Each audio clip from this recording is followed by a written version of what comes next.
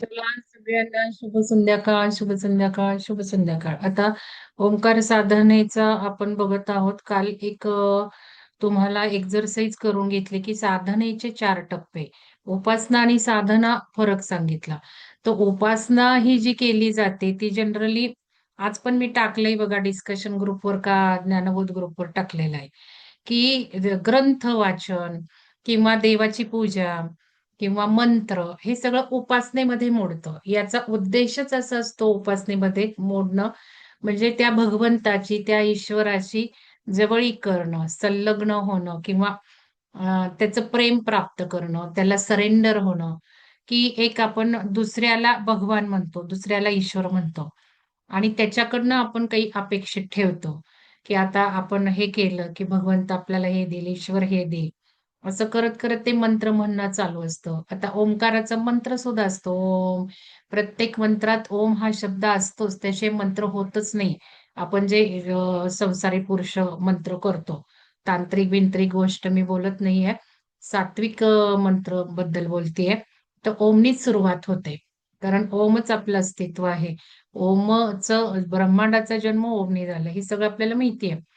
तर ही मंत्र उपासना म्हणा, धार्मिक आणि आध्यात्मिकता जसं मी तुम्हाला फरक सांगितला, की जनरली धार्मिक आणि आध्यात्मिक एकच समजलं जातं. तसं नाहीये. धार्मिकता पूर्णपणे वेगळी आहे. आध्यात्मिकता पूर्णपणे वेगळी आहे. अध्यात्म म्हणजे स्वतःच्या आत्म्याचा विकास करणं, स्वतःच्या आत्म्याला जाणून घेणं, स्वतःबद्दल जाणून घेणं. आपण जन्म का घेतला आहे? आपल्या जन्माचं रहस्य काय आहे? आपल्या जन्माचा उद्देश काय आहे? आपण का इथे अवतरलो? आपल्याबद्दल जाणून घेणं, ह्याला अध्यात्म म्हणतात. ना की आपण धार्मिक वाचलं, ग्रंथ वाचला, ते धार्मिक झालं. ॲक्चुअली धर्म सुद्धा धार्मिक या शब्दाचा अर्थ सुद्धा वेगळा आहे. तसा तो आपण घेतो तसा नाही. पण मी प्रचलित भाषेत बोलत आहे. प्रचलित भाषेत आपण धार्मिक काय? मग ग्रंथ वाचन म्हणजे आपला हिंदू धर्माचं, कुठलाही धर्म असेल, ख्रिश्चन असेल, मुस्लिम असेल, त्या धर्माप्रमाणे काही करणं म्हणजे ते धार्मिकता झालं. इथे जेव्हा आपण आत्म्याचा बघायला लागतो, आपल्याबद्दल जाणून घेतो, तिथे धर्मच येत नाही. तिथे फक्त आत्मा या स्वरूपावर आपलं काही असतं ते होतं. मग मेडिटेशन जर घेतलं, तर मेडिटेशन प्रत्येक धर्मामध्ये आहे. मुस्लिम धर्मात आहे, ख्रिश्चन धर्मात आहे. फक्त प्रकार वेगळे आहेत. तर आता ह्यातला जसा फरक तुम्ही जाणून घेता, तसं उपासना आणि साधनेमधला फरक काल आपण जाणून घेतला, की उपासना या गोष्टीचं ऑब्जेक्टिव्हच वेगळं असतं. आणि साधना म्हटली, की ती खडतर नियमांची आली. यम, नियम पाळून साधना आली. विशिष्ट त्याला वेळ बघणं, त्या वेळेप्रमाणे बसणं, नियमितता ठेवणं, गुरु मार्गदर्शनाखाली करणं, मार्गदर्शनानुसार टप्पे गाठणं, काही उद्दिष्ट असणं. या ह्याने आपण अ, उपासना पेक्षा साधनेत हाय्यर काही गोष्टी करतो. मग आता ओंकार आपण साधना म्हटलेलं आहे. आपल्या वर्गाचं नावच ओंकार स्तवन, ओंकार गुंजन, ओंकार ओंकार मंत्रोपासना असं काही नाहीये. आपल्या वर्गाचंच नाव आहे ओंकार साधना. कारण आपण या बऱ्याच गोष्टी त्याच्यातून घेऊन हळू आपण पावलं चढत जात आहोत. तर आता या साधनेचे टप्पे मी काल तुम्हाला सांगितले आणि तुम्हाला स्वतः आधी अनुभव घ्या म्हटलं. त्यातलं काही जणांनी टाकलेत अनुभव. मला अपेक्षित होतं, की काल मी जे सांगत होते ऑनलाईन, तर ते करणं ते ठीक आहे. त्यावेळेला काही वेगळ्या-वेगळ्या तुम्ही कामातून, ह्याच्यातून बसलेला असता किंवा काही लक्ष नसतं एवढं. पण तुम्हाला पण मी करून बघा म्हटलं होतं, स्वतः नंतर आणि ते स्वतः केलंय नंतर हे लिहिताना अनुभवात फार कमी जणांचं आलेलं आहे. 1-2 जणांचंच असं आलं, की परत तुम्ही करून ते लिहिलंय म्हणजे लिखाणात. केलं असेल तुम्ही मला नाही माहिती. केलं असेल पण हे थोडंसं कमी दिसलं. तर हे तुम्ही स्वतः निवांत करून बघायला हवं होतं. आता हे बघा कालच सांगितलं कुठलीही गोष्ट वाईट नाहीये, कुठलीही चांगली नाहीये. या ब्रह्मांडात तसं बघितलं तर वाईट काहीच नसतं आणि चांगलंही काहीच नसतं. जो तो त्याच्या हिशोबाने एक व्हॅल्यू लावतो एखाद्या गोष्टीला आणि आपण जे एक कलेक्टिव्ह कॉन्शियसनेस म्हणतो, सामूहिक चेतना म्हणतो, या सामूहिक चेतना यालाच म्हणतात, की आपल्या ग्रुपची काय धरणी आहे? आपला ग्रुप कशाला व्हॅल्यू देतोय? आता डिस्कशन ग्रुपवर बघितलं तुम्ही. मी लगेच 2 व्यक्तींना म्हटलं, "नाही, नाही, आपल्या ग्रुपचं हे उद्दिष्ट आहे. आपण फोकस तो ठेवला पाहिजे." मग आपल्या ग्रुपमध्ये आपल्या धारणा तशा आहेत. आपण व्हॅल्यू त्या गोष्टींना जास्त दिलेली आहे. म्हणून आपल्याला त्या चांगल्या वाटतात. पण दुसऱ्या ग्रुपमध्ये त्यांना चांगलं नाही वाटत. ते त्याच गोष्टींना नावं ठेवू शकतात आणि दुसऱ्या गोष्टी आपण ज्या म्हणतो, की नाही बाबा या आपण पार करत वर चढलं पाहिजे. अंतिम टप्प्याकडे बघितलं पाहिजे. त्यांना त्यांचा टप्पा अंतिम वाटतो. त्यामुळे चांगलं आणि वाईट असं काही नाही म्हणता येणार. तसं काही नसतं. आपणच त्याला व्हॅल्यू देतो. पण आपण जर शास्त्रीय दृष्टिकोनातून अभ्यास केला, की याचे परिणाम काय आहेत? याचं सायन्स काय आहे? हे कसं वर्क होतं? हे आपल्याला कुठपर्यंत घेऊन जाणार आहे? तर नक्कीच आपण टप्पे ठरवायला काही हरकत नाहीये. मग आता मी मी असा क्रम लावलाय, तर उलटाही असू शकतो. मी तुम्हाला आधी स्थूल म्हटलं. स्थूल टप्पा म्हणजे हे जे शरीर दिसतंय ते, माझे हात, माझे पाय, माझे डोकं, माझं ब्रेन हा स्थूल टप्पा झाला. मग वैखरीमध्ये ज्यावेळेला आपण ओंकार म्हणतो, त्यावेळेला तो स्थूलवर कार्यरत राहतो. स्थूल जे दिसतंय आपल्याला, जे सापेक्ष म्हणजे आपण म्हणू शकतो, "नाही बाबा, माझं डोकं शांत झालं" किंवा "माझ्या डोक्यावर आज्ञाचक्रावर जाणवलं, माझ्या सहस्त्रारावर जाणवलं. मला झोप छान आली. मला झोप छान आली." किंवा माझ्या गोळ्या कमी झाल्या. मला आता शांत वाटतंय. हे सगळं स्थूल टप्पा झाला. तो वैखरीतला ओंकार म्हणजे तो स्थूल टप्पा झाला. आता या 4ही टप्प्यातले ओंकार सगळे फायदे देणारे असं काही नाही. मी जे तुम्हाला सांगते पश्चंतीतला जो फायदा सांगणार आहे तो वैखरी देणार नाही असं नाही. पण कमी अधिक प्रमाण असतं. पश्चंतीचे जे फायदे असतात तो वैखरी कमी देईल. वैखरीचे जे फायदे जास्त असतात, तो पश्चंती कमी देईल हे लक्षात घ्या. पर्सेंटेज वेगळी. इथे तर जाऊच नका. इथे आपल्यावर काही अवलंबून नाहीये. हे आपल्या हातात आहे सगळं. तर महत्वाचं डायरीत तुम्ही लिहून घेताय, तर हे टप्पे तुम्ही ठरवायचेत. आता तुमचा टप्पा तुम्हाला कळणार आहे. आज मी जे बोलेल त्यानुसार. तुमचं तुम्ही सेल्फ इव्हॅल्युएशन करा, की आपण पहिल्या टप्प्यावर आहोत, का दुसऱ्या टप्प्यावर आहोत, का तिसऱ्या टप्प्यावर आहोत. हे तुमचं तुम्ही ओळखून घ्यायचं. कुठलाही टप्पा वाईट नाही, कुठलाही टप्पा चांगला आहे असं म्हणता येणार नाही. ती आपली अवस्था आहे. तो आपली पायरी दाखवतो. आपण कंपॅरिझन करायचंच नाहीये. आपण कुठल्या पायरीवर आहोत. जसं मार्ग साधनेचे वेगळे-वेगळे, भक्ती मार्गाची उद्दिष्ट वेगळी. उद्दिष्ट एकच. उद्दिष्ट एकच. त्या परम ऊर्जेत विलीन होऊन जाणं हेच उद्दिष्ट आहे. योगाचंही तेच आहे. योग या शब्दाचाच अर्थ आहे परमेश्वरीय ऊर्जेत विलीन होऊन जाणे, ब्रह्मांडीय ऊर्जेत विलीन होऊन जाणे. त्याला योग म्हणतात. पण पाश्चात्य देशातल्या लोकांनी त्या योगाला उड्या मारणे, फिजिकल एक्सरसाइज याचं स्वरूप दिलं. आणि अनफॉर्च्युनेटली दुर्दैवाने आपली परंपरा, आपलं कल्चर सगळं नष्ट झालं. त्या योगाचं ध्यान, धारणा, समाधी, धारणा, ध्यान, समाधी किंबहुना प्रत्याहार या स्टेपला कोणी या अंगाला पतंजलीच्या दुर्लक्षितच केलं जातं. आणि माझं उद्दिष्ट ते आहे, की जिथे आपण दुर्लक्षित केलेल्या योगाच्या उच्च पायऱ्या आपण अनुभवायच्या. आपण त्या पायऱ्यांवरनं चालायचं. त्या पायऱ्यांवरनं आपण अनुभव घ्यायचा. असं माझं स्वतःचं पर्सनल उद्दिष्ट आहे. आणि म्हणून त्याप्रमाणे आपण प्रोग्राम फ्रेम करत आहोत. आपला फोकस तो आहे आणि आपलं उद्दिष्टही ते आहे. अंतिम पायरी समाधीपर्यंत आपल्याला पोहोचायचंय. म्हणून आपण ध्यानाचा मार्ग अवलंबला. कारण ऊर्जा आता अमेझिंग येते. पूर्वीच्या काळात ज्या ऊर्जा होत्या त्या आता नाही आहेत. आता भरपूर ऊर्जा येतात. मग आपण यानातनं प्रवास करायचा का आपण बैलगाडीतनं प्रवास करायचा हे ज्याचं त्यांनी ठरवायचंय. म्हणून तुमचा टप्पा आज जाणून घ्या. तुम्ही पश्चंतीवर असाल तर परावर कसं याल बघा. तुम्ही मध्यमात असाल तर तुम्ही पश्चंतीवर कसं याल बघा. तुम्ही वैखरीत असाल तर तुम्ही मध्यमावर कधी येणार तुमचं तुम्ही ठरवा. तुम्ही वैखरीवर असाल तर पश्चंतीवर किती वर्षांनी यायचं तुम्ही ठरवा. या साधना आहेत साधना. लगेच धडाधड उड्या नाही मारता येणार. मी जुन्या साधकांना हे सेशन घेतलेले आहेत. कितपत आठवतंय मला नाही माहिती. त्यावेळेला काही नुसतं वेगळं घेतलं. काल मी करून अनुभूती दिली. म्हणजे त्याला एक्सपिरियन्शियल लर्निंग म्हणतात. तर याच्यामध्ये वैखरी म्हणजे मोठ्या आवाजात म्हणणं. मग हा पहिला टप्पा आहे स्थूल टप्पा. आणि तुम्ही धाडकन दुसऱ्या टप्प्यावर जाऊच शकत नाही. आता ग्रुपचा जर कल बघितला तर जे आपले ध्यान साधक आहेत, त्या ध्यान साधकांना पश्चंतीच आवडलेली आहे. स्वतःची पाठ थोपटून घ्या सगळ्यांनी. कॉंग्रॅच्युलेशन्स करा स्वतःला. वैखरीतला जो माणूस आहे तो काही वाईट अवस्थेत आहे असं नाहीये. पण तो आता त्याचं बाह्य सगळं थाकटीक करणं चाललेलं आहे. इथे पश्चंती ज्यांना आवडली ते पूर्वी अशाच याच अवस्थेला होते. आता त्यांचं चित्त स्थिर झालंय. आता ऊर्जा स्थिर झालेल्या आहेत. आता मनःशांती काय आहे त्यांना माहितीये. आता त्यांचं ध्यान सुंदर लागतंय विना ओंकाराचं, विना म्युझिकचं, विना इन्स्ट्रक्शनचं. स्वयंभू होत चाललेले आहेत. त्यांना पश्चंतीच भावणार आहे. त्यांना वैखरी भावणारच नाहीये. म्हणून तुम्हाला सांगते ज्या वेळेला मी ओंकार क्लासला बसते फक्त मॅडमची प्रार्थना ऐकते. नंतर मी नाही ओंकार ऐकून मी माझं काही करू शकत. मी माझं शांतच ध्यान करते. कारण आपण आतमध्ये गेलेलो आहोत. आपण इनवर्ड झालेलो आहोत. पण आपल्याला अंतर्ज्ञान आतमध्ये दृष्टी वळलेली आहे, ना की बाह्य दृष्टीवर आपण आहोत. पण म्हणून काही वैखरीचा ओंकार वाईट नाहीये. वैखरीचा ओंकार फायदे भरपूर देणारच आहे. पण वैखरीचे फायदे भरपूर जे काही पर्सेंटेज आहे ते वेगळ्या लेव्हलचे, फिजिकल स्तरावरचे.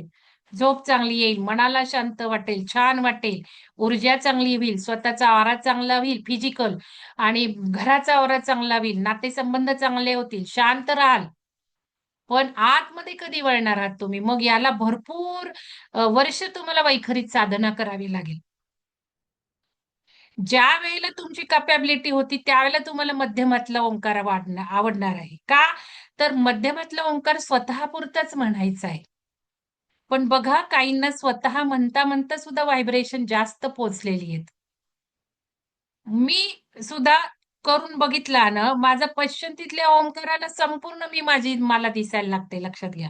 द्रष्टा स्वरूपात जाते मी पश्चंतीतल्या ओंकारात आणि काय शब्दप्रयोग तुम्ही चुकीचे केलेत. तर हे मी जरा थोडंसं समजून सांगतेय. तर स्थूल वैखरी हा म्हणायचाच आहे. पश्चंतीचा भावला आहे.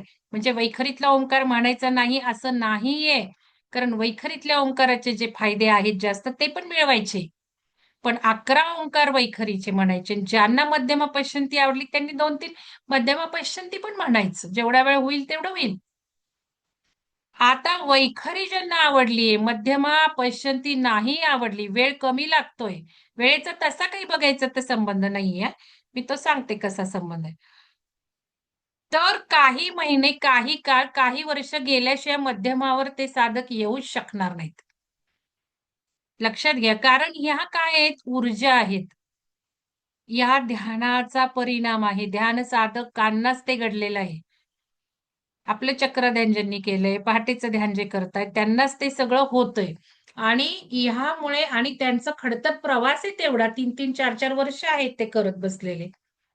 आता म्हणून काय करायचं, एक मला असं म्हणायचंय धाडकन या स्टेपला नाही येणार तुम्ही आणि येऊ पण नाही, तसं करू पण नाही. कारण तसं करणं म्हणजे परत वैखरीचे फायद्याला मुकणार. म्हणून एक मी आता तुम्हाला कॉम्बिनेशन दिलंय. तुम्ही ठरवायचे आज संकल्पात लिहून घ्या. ओंकार साधनेला बसल्यावर वैखरीत किती म्हणायचे, मध्यमात किती म्हणायचे, पश्चंतीत परा तर तुम्हाला होईल तेव्हा होईल. आणि तो परा लवकर केव्हा घडणार आहे? पश्चंतीत आलात ना. पश्चंती जशी भाऊ लागते ना, वैखरी मध्यमा नकोच वाटतो ना, त्यावेळेला हा परा सुरू होणार आहे. हे पण तुम्हाला सांगून ठेवते. पण म्हणून पश्चंतीचाच म्हणायचा, नको मला मध्यमा, नको मला वैखरी म्हणून इथे येणार नाही तुम्ही. पश्चंतीवर उड्या कोणीच घेऊ शकणार नाहीयेत. तुम्हाला साधना आहे ही साधना. वैखरीचा काही महिने, काही वर्ष करावीच लागणार आहे. मध्यमातला काही महिने, काही वर्ष करावाच लागणार आहे. म्हणून मी एक मस्त कॉम्बिनेशन दिलंय. रोज हे करा 3. तुमच्या ह्याच्याप्रमाणे. तुम्हाला जे भावतं ते जास्त करा. पण म्हणून वैखरीतला करायचा नाही असं नाही, वैखरीतलाही करायचा. मध्यमातलंही करायचं. कॉम्बिनेशन तुम्ही ठरवा. 21 ओंकार रोज करणार असाल तर त्याच्यात कॉम्बिनेशन ठरवा. तसंच ते लिहिलं पहिलं, की कॉम्बिनेशनमध्ये संकल्प लिहायचा आहे तुम्हाला आता. दुसरा पिरियडमध्ये संकल्प लिहा.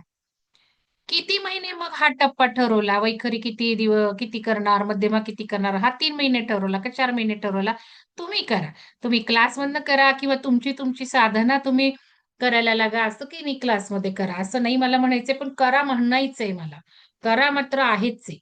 कारण ओंकार साधना मी तर सगळ्यांना सांगतेय, जे ओंकार साधनेला नाही आहेत किंवा आहेत त्यांनाही सांगते. रोज सुरुवात प्राणायाम 10 मिनिटं, 10 मिनिटं ओंकार आणि वयाची मिनिटं आपलं ध्यान. एवढं घडलंच पाहिजे स्वतःच स्वतः. हे पहिलं ध्यान झालं पाहिजे. दुसरं ग्रुपमध्ये झालंच पाहिजे. एक सकाळी आणि एक रात्री. हे सगळ्यांना सांगितले. तर ते ओंकार प्राणायाम आणि ओंकाराला विसरायचंच नाहीये. मग तुमचं तुम्ही म्हणा, नाहीतर इथे वर्गामध्ये म्हणा. मग वर्गामध्ये मॅडम वैखरीत म्हणतात, काही हरकत नाही ऐका. पहिले ओंकार ऐका त्यांचे म्हटलेच पाहिजे तसं काही नाही. ऐकल्याने सुद्धा फायदे होणार आहेत. पण नंतर तुमचे तुम्ही म्हणा ना. नंतर ओंकार साधना अर्ध्याच तासाची आहे. मॅडम वेळेत संपवतात. त्यामुळे तुम्ही अर्धा तास द्या ना त्याच्यानंतर. तुम्ही नंतर पश्चंतीला करून बघा. तुम्ही मध्यमाला करून. कारण सगळे साधक सारखे चालू असतात त्यामुळे मॅडमना नाही हे काही करतायत. पण तुमचा प्रवास तुम्ही आखला पाहिजे. गेले कित्येक महिने मध्ये-मध्ये मी येऊन हे सांगतेय. पण ते जरा कळत नाहीये. आणि मग ब्रेक होतो. कोणी येतं, कोणी नाही येत आणि मग संकल्प तुम्ही फक्त त्या ह्याच्यावरच पेरता. माझे किती सेकंद होतात. सेकंद जास्त होतात म्हणून तुम्हाला जास्त फायदे मिळणार आहेत असं काही नाहीये. ती फक्त तुमची लंग कॅपॅसिटी दाखवते. लंग कॅपॅसिटी कमी असली तरी बाकीचे फायदे पश्चंतीतल्या ओंकाराला कशाला लंग कॅपॅसिटी लागतीये सांगा ना मला? पश्चंतीतल्या ओंकाराला आवाजच नाही. ज्यावेळेला वैखरीतनं तुम्ही मध्यमाला शिफ्ट होता, त्यावेळेला सेकंद वाढलेच पाहिजेत. कारण इथे ऊर्जाच वेस्ट होत नाहीये म्हणण्यात. तुम्हाला कमी वेळ लागलाय कारण तुमचा मनाचा पॅटर्न किंवा तुमचं मला आय डोंट नो मला काय म्हणाय मला कळत नाही ते. तुम्हाला वैखरीतनं मध्यमाला येताना वेळ वाढला पाहिजे. कारण मोठ्याने आवाज काढायचा नाहीये, ऊर्जा वेस्ट होणार नाहीये. आपण मौनात बघतो, मौनम सर्वार्थ साधनम. तसंच आहे हे स्वतःपुरतं. आता मध्यमातनं पश्चंतीत येताना त्यामुळं वेळ वेळ वाढेल किंवा कमी होईल. कारण इथे आवाजच नाहीये. मग तुम्हाला कितपत इनवड व्हायची सवय लागलीये? तुम्हाला कितपत ध्यानाची सवय? तुमची ध्यानाची बैठक कितपत झालीये? या पश्चंतीत मेघा मॅडमनी शब्दप्रयोग वापरलाय, श्वास रोखला जातो. एक्झॅक्टली ते होतं, एक्झॅक्टली. श्वासाची गरज राहत नाहीये लक्षात घ्या. आणि तुम्ही म्हणता श्वास संपला. किती विचित्र शब्दप्रयोग करता तुम्ही. श्वास संपला. अरे श्वासाची गरजच राहत नाही पश्चंतीतला ओंकार म्हणताना. लक्षात घ्या काही गरजच नाही ते श्वासाला. म्हणजेच तुमचा ओंकार तुम्हाला सगळं काही देतोय आता. मग काही ना काही दिसलं, दृश्य व्हिज्युअलाइज झालंच पाहिजे. मी तुम्हाला परवाच सांगितलं व्हिज्युअलाइज ओंकार साधना झाली पाहिजे. तर हे सगळं ठीक आहे. तर बघा थोडक्यात फरक बघा.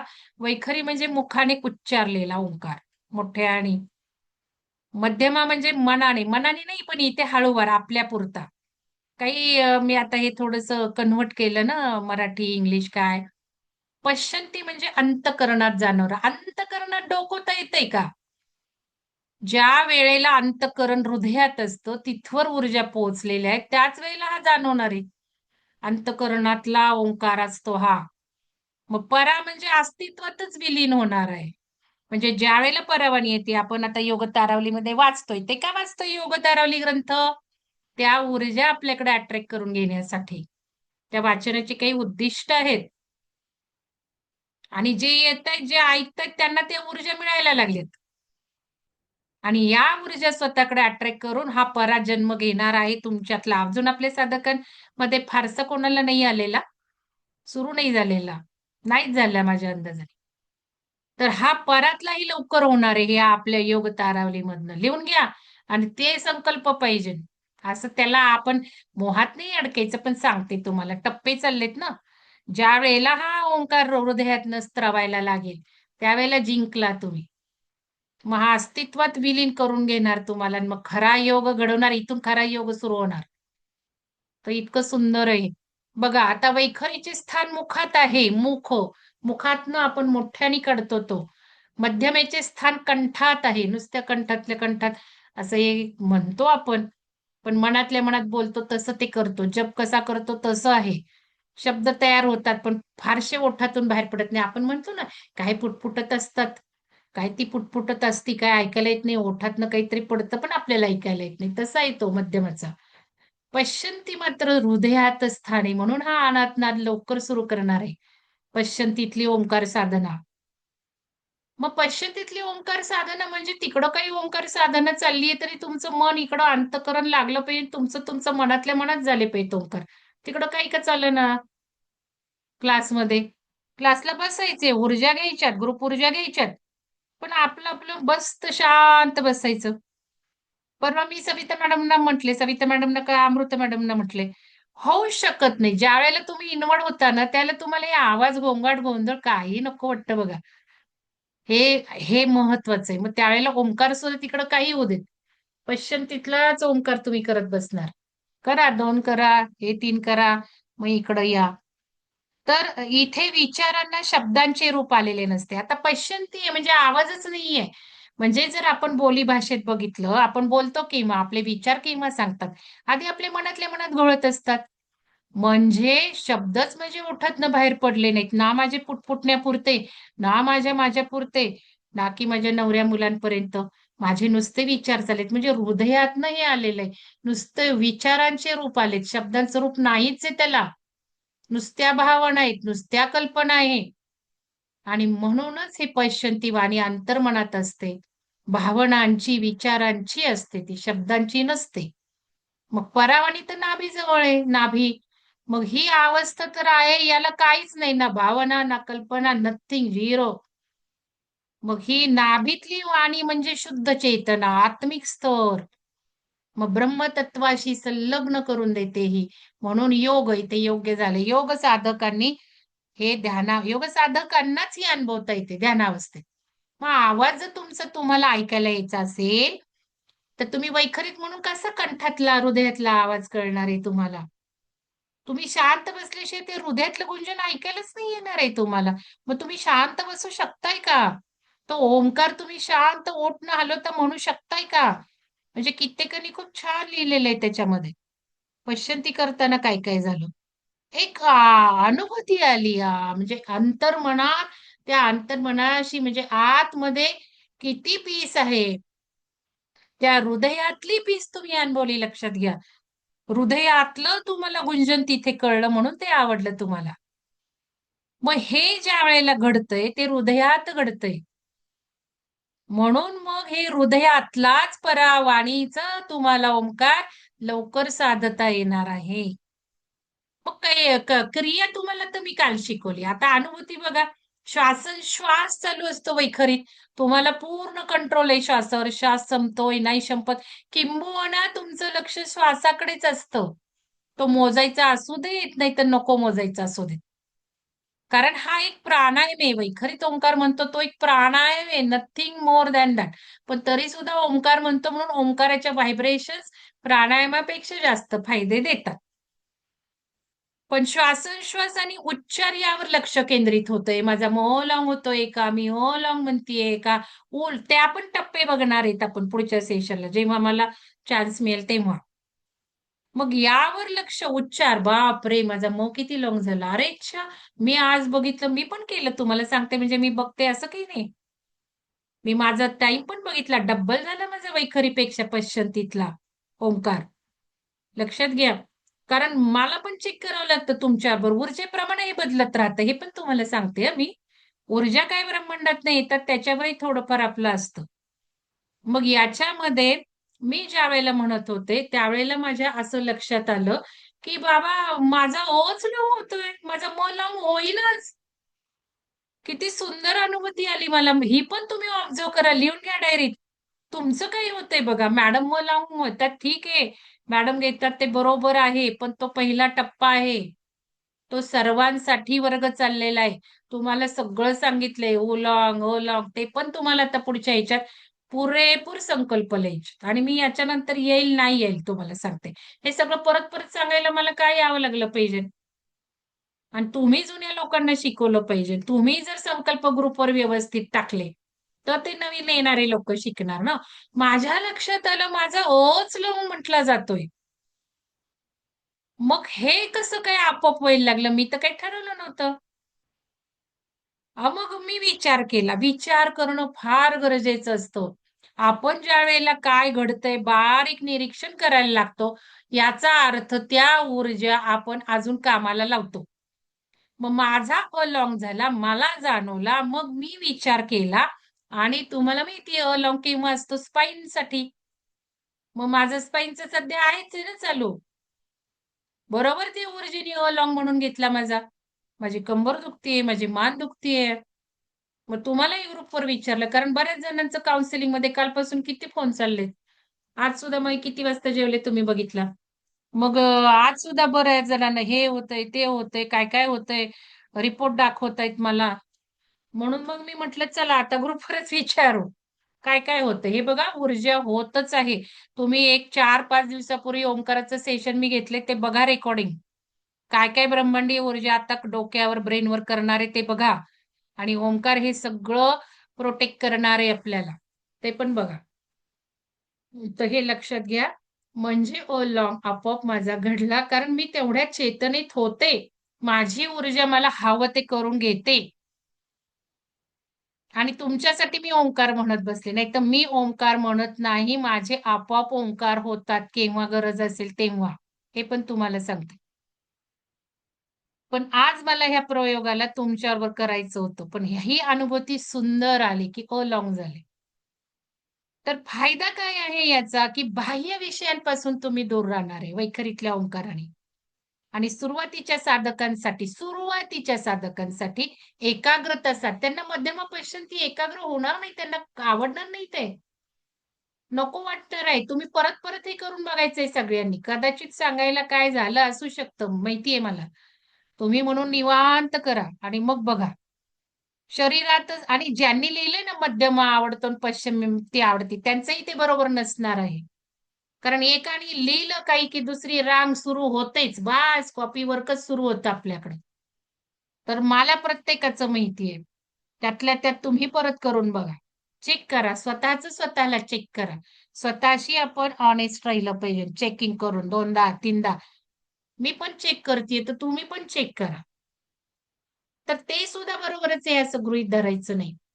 मग हे शरीरात स्पंदन जाणवणारच आहेत वैखरीतल्या ह्यानी. वैखरीतल्या ह्यानी जे काही सगळे ओंकाराचे सगळे फायदे सगळ्या ह्यानी होणार आहेत. फक्त कमी अधिक होणार. आता मध्यमा काय करतो? अनुभूती काय आहे? तर उच्चार आणि श्वास यांच्यात लयबद्धता निर्माण होते. जी आपली तिकडे वैखरीतल्या ह्याला जरा थोडंसं आपलं श्वासावर लक्ष, त्या कुठला उच्चार म होतो याच्याकडे लक्ष. पण इथे लयबद्धता येते बघा मध्यमातल्या ह्यानी. कारण आपल्याला प्रयत्न जास्त ऊर्जा लावायचीच नाहीये त्या उच्चाराला. म्हणून श्वास आणि उच्चार ह्याच्यामध्ये काही ताणतणाव दिसतच नाही. आणि मन इथे अंतर्मुख होऊ लागतं. छान वाटतं. हळू ओंकार. कोणाला व्हायब्रेशन किती जास्त झाले.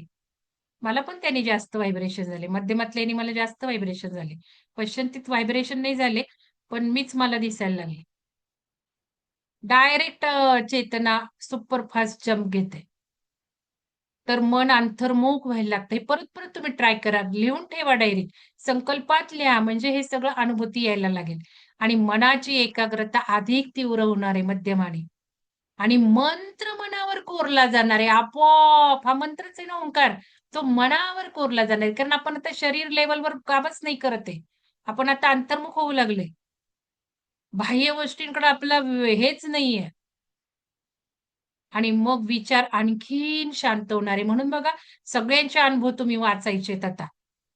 आणि वाचून त्या ऊर्जा स्वतःकडे टॅप करायचे. किती काही लोकं छान लिहितात. आज जरा माझं समाधान झालं तुमचं वाचून अनुभव. तर पश्चिमतीतलं काय होणार आहे बघा, दृश्य ध्वनी, दृश्य दिसणार आहे. तुम्हाला ओंकार दिसू देत नाही तर काही दिसेल. मला दिसले. तुम्हाला ओंकार दिसेल, तुम्हाला काही दिसेल. आणि आता हा प्रकाश स्वरूप ओंकार प्रकाश सुरू झालेला आहे वातावरणात लक्षात घ्या. आता आपलं प्रकाशाचं स्वरूप अस्तित्वाला आपण जातोय. प्रकाश स्वरूपाला आपण अनुभवायला लागलोय. म्हणून डोळे मिटले की एक चित्रपटासारखे सीन तर रंगत चाललेले आहेत. कोणाकोणाला तर रंगत चाललेत ग्रुपवर लिहा. इथे लिहू नका. ग्रुपवर लिहा. तुम्ही जरा डोळे मिटा आणि तुम्हाला म्हणजे ध्यानात नाही बरं का. तुम्ही साधं डोळे मिटायचे आणि तुम्हाला एक पिक्चर, काही चित्र, काही झलका असं दिसतंय का बघायचं. तर हे दृश्य स्वरूप तुम्हाला ओंकार दिसणार, आतून दिसणार. ध्वनी तर कुठलाच नाहीये. ओठ सुद्धा हलत नाहीयेत. इथे एनर्जीच कुठं लागत नाही. एनर्जी सगळी आतमध्ये जाते. म्हणून तो ओंकार दिसू लागतो. आणि मग श्वास मनाचा लय साधला जातो. आता लय आपण बघतो लय म्हणजे काय? म्हणजे श्वास आणि मन एकच होऊन जातं म्हणून तो श्वास पुरत नाही असे शब्द प्रयोग केलेत तुम्ही. आता परत बघायचं हेच करून आणि मग अनुभवायचं लय श्वासाचा, मनाचा. श्वास लागतच नाही तिथे. श्वास कमी पडतो असं काही नाहीये. श्वासाची गरज नाही राहत. आता हा मानसिक टप्पा आहे. मनातील ताणतणाव कमी करून खोल शांतता देणार, अंतर्ज्ञान जागृत करणार. साधक आणि ओंकार यात द्वैत उरतच नाही. अद्वैताकडे जायला लागतो आपण. एकता साधली जाते. म्हणून इंद्रियांच्या क्षुद्र आनंदाकडे खेचला जातच नाही. मला व्हायब्रेशन झाले, मस्तकावर झाले, डोक्यावर झाले, सहस्रावर झाले, याकडे अजिबात खेचला जात नाही. पीस अँड ब्लिसमध्ये जातो आपण. आणि ते काहींनी लिहिलंय, खूप शांत वाटतंय. मग ही अनुभूती घ्यायची आहे. चला आता परावाणीतलं मी काही आज घेत नाही. आपण ओंकार ध्यान करूयात त्यापेक्षा. कोणाला काही शंका आहे का? काय टाकलंय चॅट बॉक्समध्ये? माझे पण लॉंग होते त्याचे कारण आज समजले. कुठला लॉंग होतो? कशाचे कारण समजले? हर्षा मॅडम, जरा बोला. हर्षा मॅडम बोला. हा मॅडम. सुलक्षा ओ मॅडम लॉंग. आहात का तुम्ही? हा बोला हा हर्षा मॅडम. हा मॅडम, तो आहे मॅडम मी. ओ लॉंग ना बरेच महिन्यापासून तो मला तोच होतो, म्हणजे तोच म्हणावा वाटतो. मॅडमचा तिकडे तुमचं म दुखतंय का लॉंग काही? होत असतो. स्पाइन रिलेटेड काही दुखतंय का? हो मॅडम, मी टाकलंय ते, आज तुम्ही विचारलंय ना, तर तिथे माझं ठीक आहे. स्पाईन वगैरे खूप दुखतंय. ओके, कळलं मला. हा, आपण आता ते हा, नंतर घेऊ. मी थोडक्यात आता एका शब्दात सांगते. ज्यांना स्पाईनचे प्रॉब्लेम आहेत, नाभी टू कंठचक्रापर्यंतचे, त्यांनी ओ लॉंग म्हणा. Spine related problem. ओ म्हणजे कंठ ते डोकं आणि म म्हणजे आज्ञाचक्र ते मस्तिष्क. म्हणजे हे विशुद्धी टू आज्ञाचक्र ओ लॉंग म्हणायचंय त्यांनी. आणि ज्यांना ब्रेनवर काही प्रॉब्लेम आहे, ब्रेन हे ते, त्यांनी म लॉंग म्हणा. आता जास्त लॉंग म्हणण्याने फायदे ब्रेनवर होतात, कारण आपण बघितलं ते हार्मोन्स बिर्मोन्स सगळे.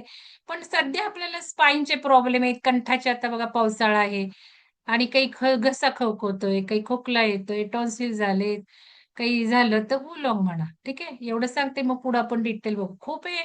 ओंकार म्हणजे मी म्हटलं ना, एक हे डुबकी आहे, सागरातली डुबकी आहे. चला पाणी घ्या. आवाज येतोय की नाही सांगा मला व्हिडिओचा. हे सगळे मेडिटेशन आपले सुदर्शन पिरॅमिडवर करायचेत, एक एक.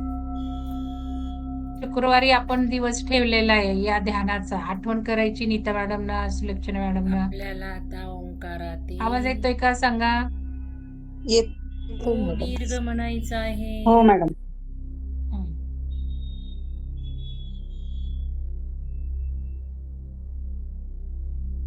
ऊचा स्वर हा कंठातून येतो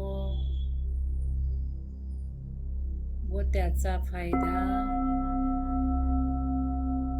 पूर्ण विशुद्धी चक्राशी रिलेटेड जे जे अवयव आहेत त्यावर होतो.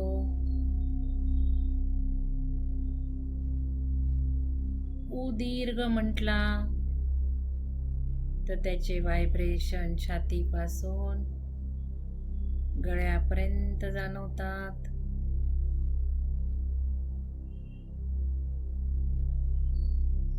त्यामुळे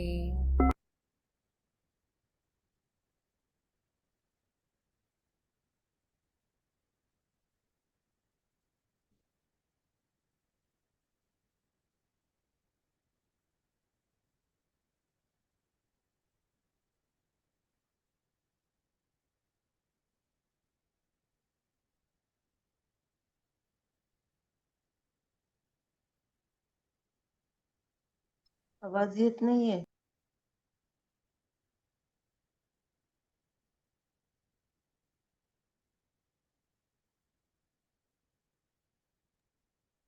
मॅडम आवाज गेलाय. आवाज काही जायचं कारण नाही. 1 मिनिट.